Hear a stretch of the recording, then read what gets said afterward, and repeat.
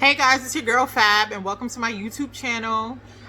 Really quickly, please make sure you subscribe and put on your post notifications so you can know when I upload videos.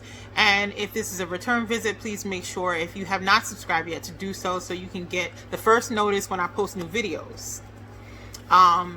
So I took this week to consciously sit back and talk to people and get responses from my videos so far, and it seems that topics revolving around women's empowerment, self-confidence, and just how to navigate things like single motherhood and just general womanhood topics have been the main thing so far. And so I'm gonna try to continue to get feedback and steer my conversations and topics towards that angle, because it seems to be the way I'm supposed to go.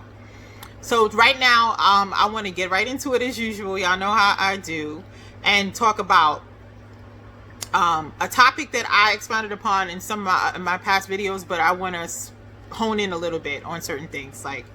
So the topic I want to talk about today is how to be a single mom, a confident single mom.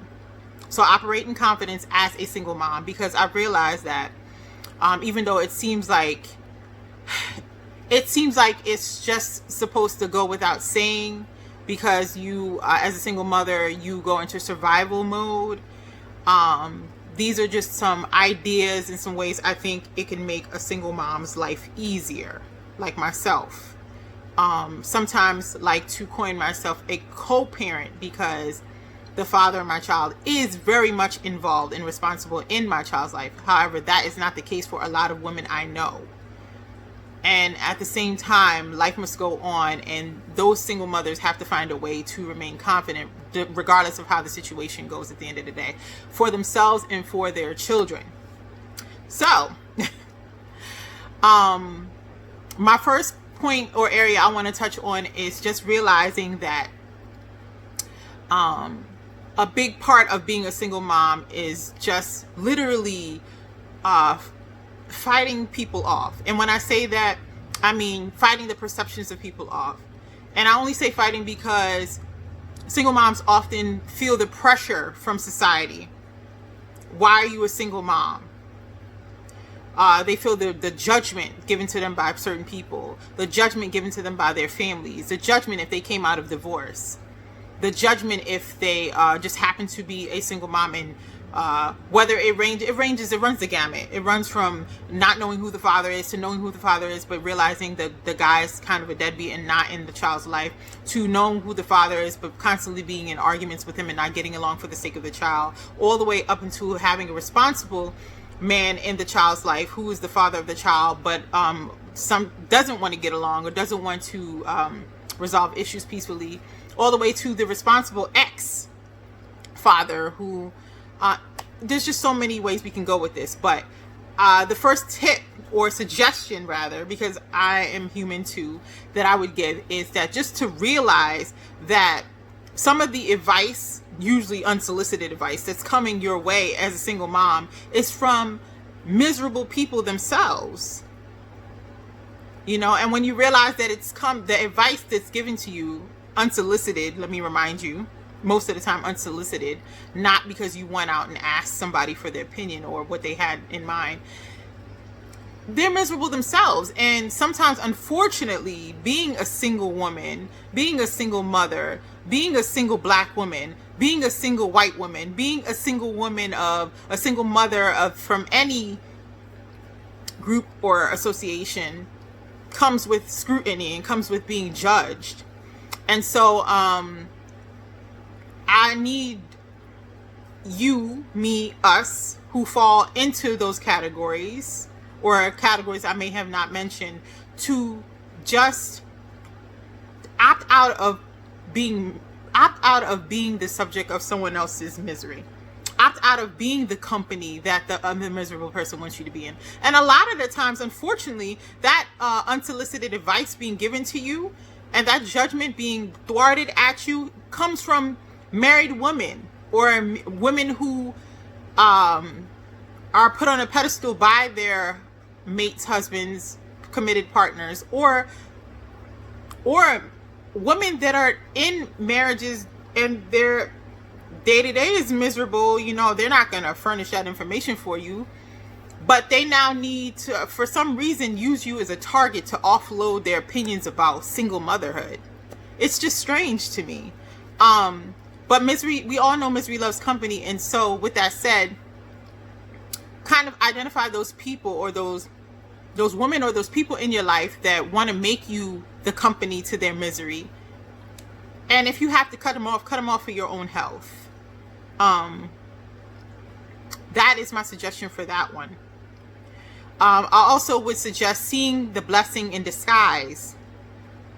That's how you're going to gain confidence in being a single mom.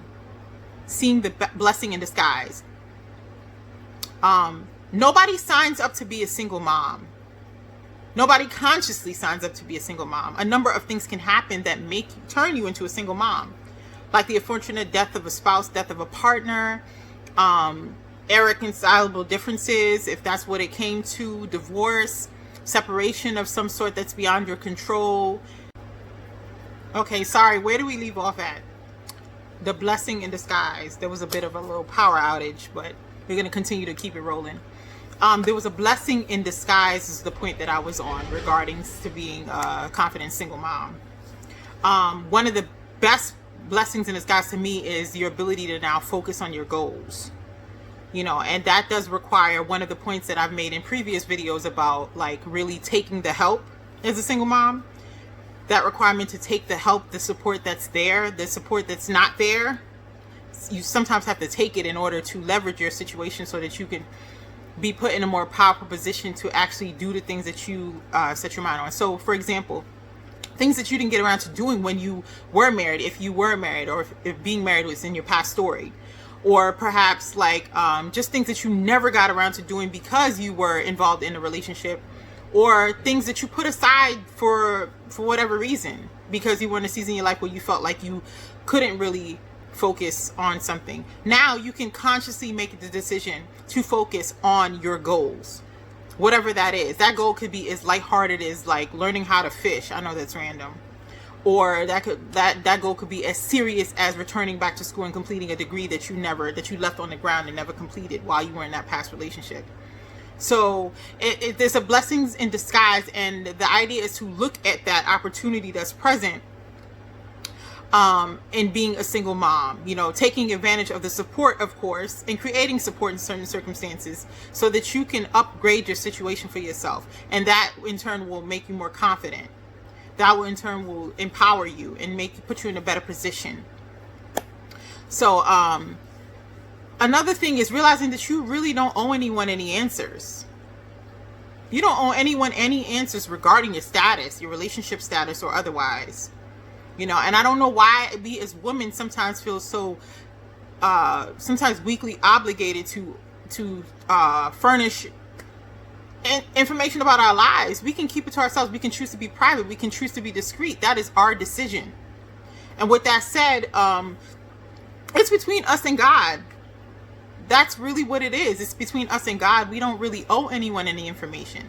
And you know, just by nature, certain people will try to like find out what your situation is, get into your business. That's going to happen here and there. And then I think that it's important to use your own spirit of discernment to realize who is really like sincerely concerned about your circumstance and wants to help you be part of upgrading your circumstance, versus those who are just nosy, versus those who just want to take advantage of your vulnerability, versus those who just want to really just get in your business. Because honestly, that is what most people are doing, just trying to be nosy and get in your business, figure out what your circumstance is, just because they have nothing better to do. And to be honest, that's why you have to use your spirit of discernment to figure out who the real ones are. And lastly, like keep it real. Just keep it real. You know what I mean? Like, keep it real. Own your loneliness, own your anxiety, own your uncertainty about the situation that you're in. Own the season that you're in. You know, own it fully. Don't dance around it. Don't try to act as if you're